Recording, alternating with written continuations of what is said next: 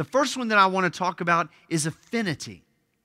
Now, I started thinking about affinity, and I thought back to like high school chemistry and Miss Beeler's class, right? And I started thinking about a definition. There's a chemistry definition for the word affinity, and it says this: that attraction that attracts some atoms of certain elements together with the atoms of other elements, then they bond very closely.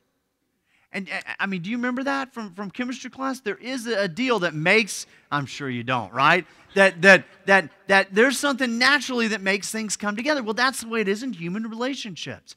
There is something about affinity at the base level that is an inexplicable attraction that some people have for other people. It's really a God-given thing that brings them together. And you just are naturally, you want to hang out with these people. You naturally get along with these people. You just kind of click, right? And this is very biblical, because in 1 Samuel chapter 18, there was this low shepherd boy named David that nobody had ever heard of before. And he meets the king's son, Jonathan, and they immediately have their hearts knit together. 18:1 of 1 Samuel says this. It says that when David finished talking with Saul, Jonathan became one in spirit with David, and he loved him as himself. Wow, that's a God thing. And then it goes on, it says that Jonathan made a covenant with David because he loved him as himself.